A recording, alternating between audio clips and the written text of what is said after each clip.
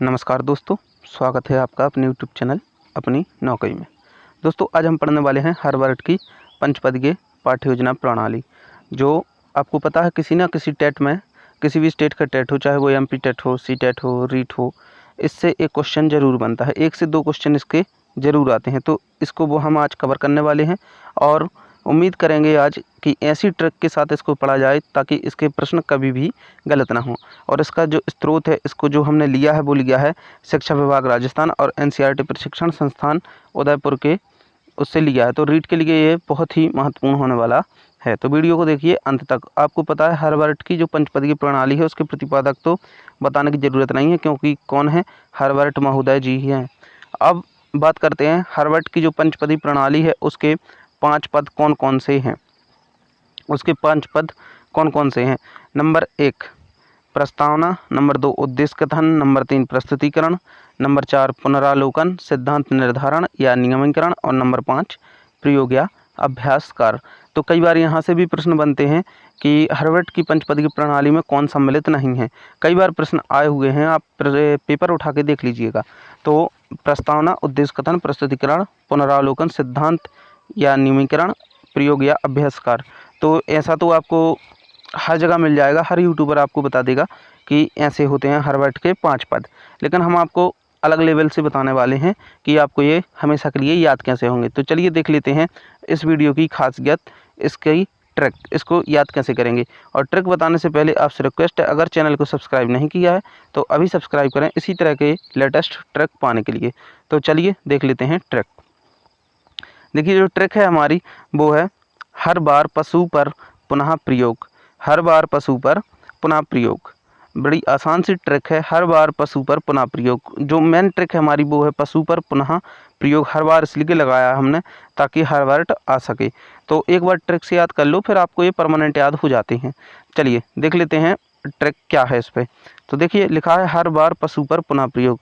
हर बार से हो जाएगा आपका हार्वर्ड, एक चीज़ आपकी क्लियर हो गई, हर बार से हो जाएगा हार्वर्ड। पीएस यानी जिसको हमने कहा था पशु, PSU, तो PS से हो जाएगा आपका प्रस्तावना। आपको पता है प्रस्तावना और प्रस्तुतिकरण 2 हैं, तो सबसे पहले प्रस्तावना ही आता है। ये तो आपको अच्छे से पता है क्योंकि आप D.Ed B.Ed धारी हैं और शिक्षक भर्ती की तैयारी कर रहे हैं। तो प्रस्तावना तो आप जानते ही हैं, सबसे पहले आता है। तो PS का मतलब है प्रस्तावना, U का मतलब है उद्देश्य और पर का मतलब है प्रस्तुतिकरण और पुनः मतलब पुनरालोकन। पुनरावलोकन, जो पुनरावलोकन है वो पुनः।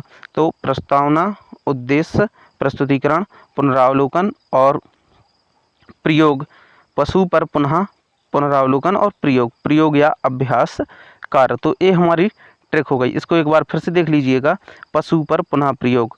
तो हर बार पशु पर पुनः प्रयोग, तो हर बार से हो गया हार्वर्ड, पशु PS से प्रस्तावना, U से उद्देश्य, पर प्रस्तुतिकरण, पुनः से पुनरावलोकन और प्रयोग से आपको पता है प्रयोग या अभ्यास कार्य। ये आपकी ट्रिक हो गई। इसको आप कहीं भी लिख लीजिएगा और ताकि आपको स्थायी याद हो सके। और बहुत ही मेहनत लगती है ट्रिक बनाने में, तो वीडियो को प्लीज़ लाइक कर दिया करो और चैनल को सब्सक्राइब नहीं किया है तो सब्सक्राइब भी कर लीजिए। चलिए आगे देखते हैं इसके बारे में विस्तार से। तो जो पहला फैक्ट है हमारा वो है प्रस्तावना। इसके बारे में देख लेते हैं विस्तार से। तो प्रस्तावना का क्या किया जाता है, तो देखो यह शिक्षण विधि का प्रथम सोपान है, प्रथम सोपान है या महत्वपूर्ण पद है।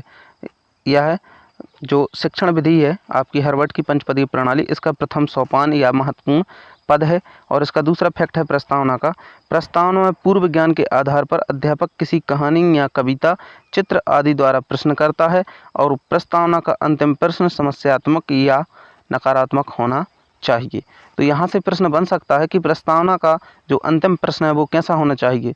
तो इसका राइट आंसर हो जाएगा कि प्रस्तावना का अंतिम प्रश्न समस्यात्मक या नकारात्मक होना चाहिए। और यह शिक्षण विधि का प्रथम सोपान है कौन, प्रस्तावना। और इसमें जो प्रस्तुत किया जाता है वो पूर्व ज्ञान के आधार पर अध्यापक को चित्र या कहानी को प्रस्तुत करना चाहिए, ताकि जो अपना बच्चा है वो पुरानी यादों को रिकॉल कर सके कि हमने पहले से क्या क्या पढ़ रखा है। और जो भी पूछा जाए वो कैसा होना चाहिए, तो प्रस्तावना हेतु प्रश्न पढ़ाए जाने वाले पाठ की पृष्ठभूमि तैयार करने वाले होने चाहिए, यानी पाठ से संबंधित या मिले जुले हुए प्रश्न होने चाहिए। तो प्रस्तावना में ऐसे करना चाहिए। तो पहला सोपान हो गया आपका प्रस्तावना। प्रस्तावना में क्या क्या करना चाहिए शिक्षक को? पूर्व ज्ञान के आधार पर नई समस्यात्मक और नकारात्मक प्रश्न देने चाहिए ताकि बालक सोचने पर मजबूर हो जाए, और पढ़ाए गए जो पाठ है, पढ़ाए जाना है, उससे संबंधित प्रश्न ही करना चाहिए। और पता चला आप विज्ञान पढ़ाने वाले हैं और आप संस्कृत के प्रश्न कर रहे हैं, नहीं, ऐसा नहीं है। तो उसी से संबंधित जो टॉपिक आप पढ़ा रहे हैं उसी से संबंधित प्रश्न करने चाहिए। और दूसरा जो हमारा हार्वर्ड की पंचपदीय प्रणाली का पद है वो है उद्देश्य कथन। कौन सा है? उद्देश्य कथन। तो यह शिक्षण विधि का दूसरा महत्वपूर्ण पद है, आपको भी पता है। उद्देश्य कथन में समस्या के आधार पर बालकों को क्या किया जाना चाहिए? नवीन ज्ञान देना चाहिए, जिससे उनका आभास होता है। तो दूसरे जो फैक्ट है आपका, दूसरा जो पद है वो है उद्देश्य कथन। तो इसमें उद्देश्यों का निर्धारण करना चाहिए कि अब हमें बालकों को क्या पढ़ाना है। इसके बाद उद्देश्यों का निर्धारण हो गया कि इतनी इतनी चीज़ें हमें बालकों को पढ़ानी है, इनके समक्ष प्रस्तुत करनी है। इसके बाद तीसरा जो शुरू होता है वो है प्रस्तुतिकरण। तो यह पाठ का मुख्य अंग होता है, क्योंकि पाठ की जो शुरुआत है वो यहीं से होती है। तो यह पाठ का मुख्य अंग होता है। और पाठ्य योजना किस अंग में छात्रों के सामने नवीन ज्ञान प्रस्तुत किया जाता है? इस अंग में प्रसंग अनुसार सहायक सामग्री, मॉडल, चित्र आदि का प्रयोग करते हुए विषय वस्तु को शिक्षक द्वारा प्रभावपूर्ण ढंग से प्रस्तुत किया जाना चाहिए, या प्रदान किया जाता है, या प्रस्तुत किया जाता है, कुछ भी आप कह सकते हैं।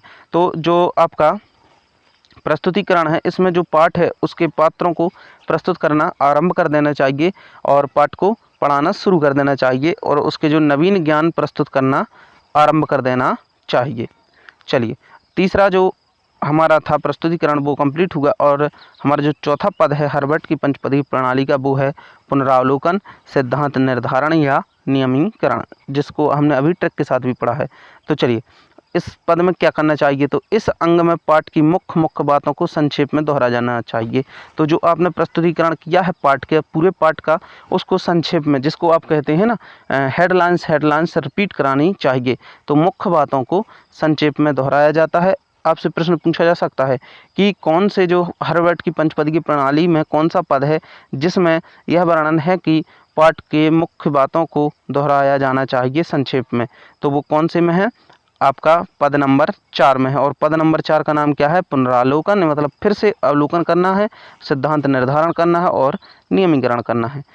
ठीक है, तो इसमें क्या करना चाहिए आपको? जो मुख्य बातें हेडलाइंस हैं उनको संक्षेप में दोहराया जाना चाहिए। और इस पद में छात्रों और शिक्षकों को सोचने समझने के अवसर भी मिलने चाहिए।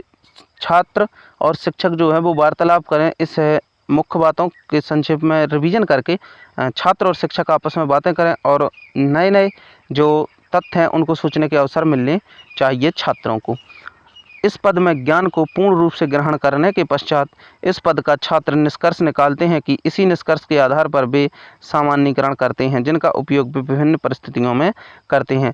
और उन्होंने जो सारे पाठ पढ़ा है उसके बाद अंत में उसका क्या निकलता है? निष्कर्ष निकलता है। और निष्कर्ष के बाद उनको पता होता है कि ऐसी परिस्थिति बनती हैं तो किस प्रकार से हमें अपना व्यवहार करना चाहिए। तो इसके बाद आपको जो रिकॉल होता है वो आपने अभ्यास किया और उसके बाद आपने हेडलाइंस को दोहराया और सोचने के अवसर दिए। इसके बाद छात्रों को निष्कर्ष निकालने के लिए कहा जाता है, कौन से पद में? 4 नंबर के पद में। और अंत में आ जाता है आपका प्रयोग या अभ्यास कार्य। तो ये पाठ्य योजना का अंतिम पद है, आप भी जानते हैं। और यह शिक्षण विधि में शिक्षक यह देखता है कि सिखाए गए पाठ या ज्ञान का प्रयोग छात्र नवीन परिस्थितियों में कर सकता है या नहीं।